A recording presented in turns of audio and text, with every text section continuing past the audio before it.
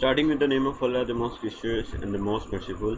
A very warm welcome to all of my students who are watching out this video. Today we are going to start another important topic, which is sequential logic. So this is chapter number 5. I'm following the book Digital Design by Maurice Mano and D. Slati. So first of all, it's very important for you guys to know about it, what basically sequential circuit is. तो हमने पीछे जितने भी parts पढ़े हैं, हमने दो किस्म के जब भी डिजिटल लॉजिक डिज़ाइन की बात की जाती है तो डिजिटल लॉजिक डिज़ाइन को हमेशा दो पार्ट्स में डिवाइड किया जाता है। हमेशा डीएलडी के सब्जेक्ट को दो पार्ट्स में डिवाइड किया जाता है। The very first part is basically the combinational part, combinational circuit. The very first part is basically the combinational circuit part, and the second part is basically the sequential part. So what is the difference between both parts, sequential part and the combinational part? So as you guys have seen it, I have uploaded multiple videos on the very first part, which is the combinational circuit. So combinational circuit में एक चीज़, दो चीज़ें मानी जाती हैं।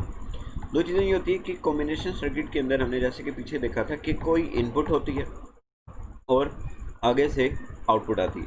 आप input देंगे और मोमेंटरीली आउटपुट आएगी। इनपुट दी और उसके करस्पॉन्डिंग जो है वो आपकी आउटपुट आ जाएगी। लेकिन जैसे ही इनपुट आपकी चेंज हुई,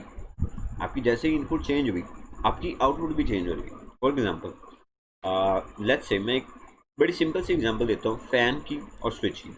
हमने स्विच ऑन किया, करंट सप्लाई हुआ और फ़ैन ऑन हो गया। हमने स्विच ऑफ किया, फ़ैन भी क्या हो गया, ऑफ हो गया। तो करंट तो पीछे से आ रहा है, लेकिन हमने पाथ को क्या कर दिया, डिस्कनेक्ट कर दिया। तो इनपुट दी, आउटपुट आ गई।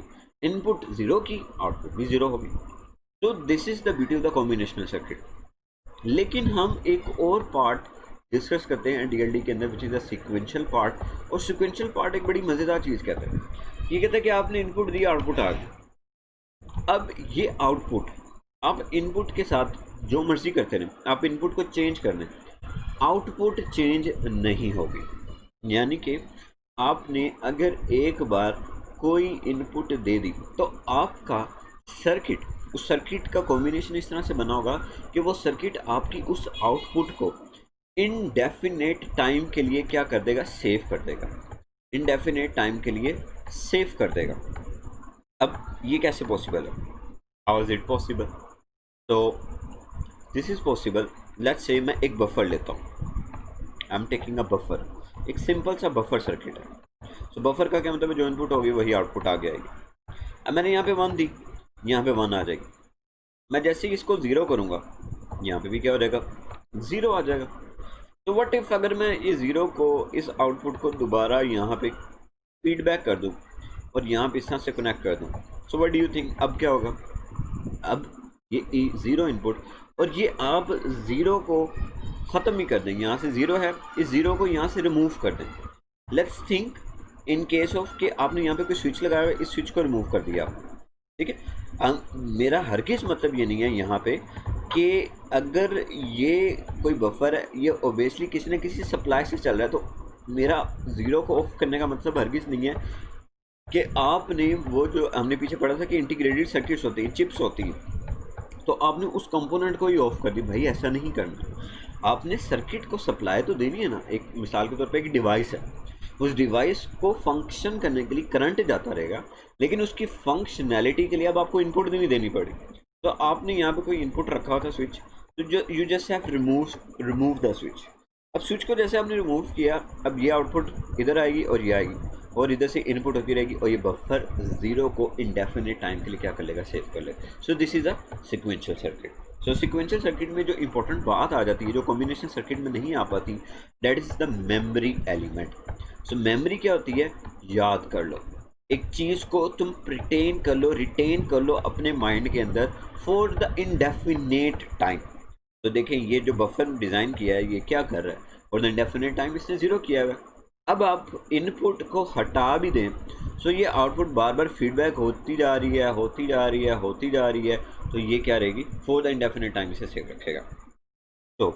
तो सिक्वेंशियल सर्किट में मेमोरी एलिमेंट आ जाता है जो कि आपकी आउटपुट को क्या रखता है, for the indefinite time save रखता है।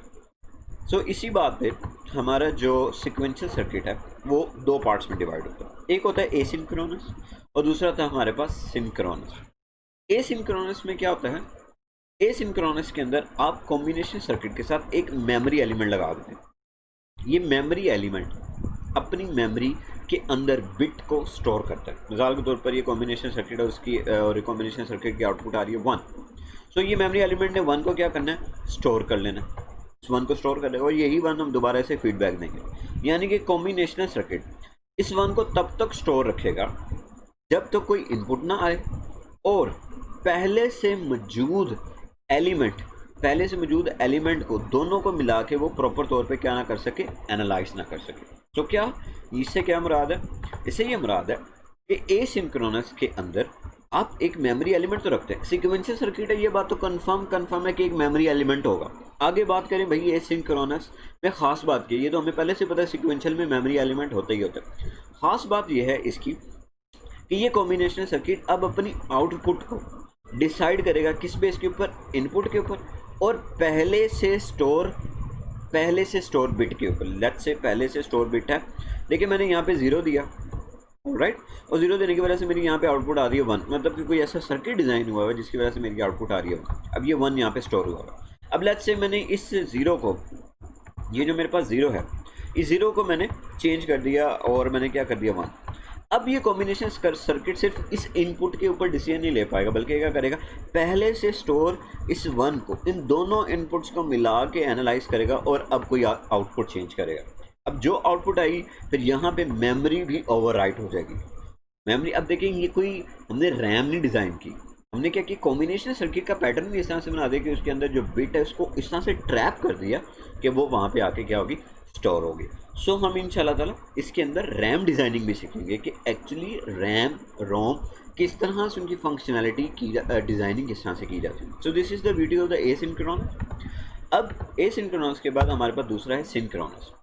सिंक्रोनस की जब भी बात आती है तो हमें ये समझ आती है कि दो चीज़ें आपस में सिंक हो रही हैं। अब देखिए एसिंक्रोनस और सिंक्रोनस में दोनों चीज़ें फ़र्क है। देखिए यहाँ भी मेमोरी एलिमेंट है, यहाँ भी मेमोरी एलिमेंट है। अब एक नया मेमोरी एलिमेंट है जिसे हम फ्लिप फ्लॉप कहते हैं। सिंक्रोनस के अंदर हम हमेशा जो है मेमोरी एलिमेंट इस्तेमाल करते हैं फ्लिप फ्लॉप, जबकि एसिंक्रोनस है, एसिंक्रोनस के अंदर हम मेमोरी एलिमेंट की जो डिफरेंट टाइप्स हैं जो हम इसी चैप्टर नंबर 5 के अंदर आगे मैं आपको पढ़ाऊँगा, हम मेमोरी एलिमेंट्स जो हैं फ्लिप फ्लॉप के अलावा इस्तेमाल करते हैं। जैसे हम लैचेस इस्तेमाल करते हैं, हम जैसे डी लैच इस्तेमाल करते हैं, ये आगे चल के मैं आपसे डिस्कस करूँगा। तो सिंक्रोनस और एसिंक्रोनस में फ़र्क ये है कि सिंक्रोनस में हमेशा फ्लिप फ्लॉप इस्तेमाल होता है या फ्लिप फ्लॉप की कोई टाइप इस्तेमाल होती है, पहली बात। दूसरा सिंक्रोनस में डिफरेंस ये है कि ये मेमोरी एलिमेंट अपनी मेमोरी को ओवरराइड करता है कॉम्बिनेशन सर्किट की आउटपुट के लिहाज से। ये फ्लिप फ्लॉप अपनी मेमोरी को ओवरराइड करेगा किसके लिहाज से, कॉम्बिनेशन सर्किट के आउटपुट के लिहाज से, लेकिन साथ में एक नई चीज़ हमने इंट्रोड्यूस कराई जिसे नाम कह रहे हैं क्लॉक पल्स, जिसे CLK से डिनोट किया जाता है।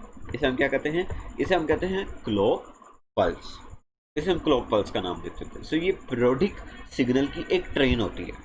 तो जैसे ये सिग्नल जाता है, ये मेमोरी एलिमेंट डिज़ाइन इस तरह से हुआ होता है कि जब तक ये सिग्नल नहीं आएगा, इसे सिग्नल नहीं मिलेगा, ये फ्लिप फ्लॉप अपनी इनपुट को डिटेक्ट नहीं कर पाएगा और आउटपुट को चेंज नहीं कर पाएगा, और जो पहले से स्टोर आउटपुट होगी वही फीडबैक में देता रहेगा।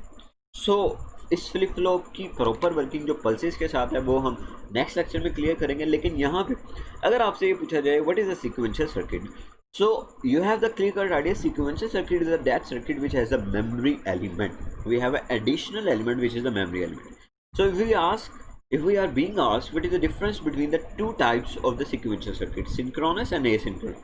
So in synchronous we have a memory element flip flop. In asynchronous we have only another type of the memory element.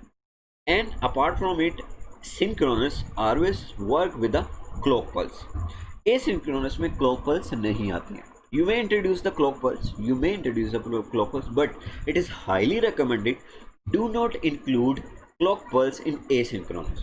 हमेशा discrete bits के discrete instant of times के ऊपर asynchronous को operate किया जाता है। So I hope all of you have understood this concept. So if you guys like this video, please give thumbs up. Thank you so much.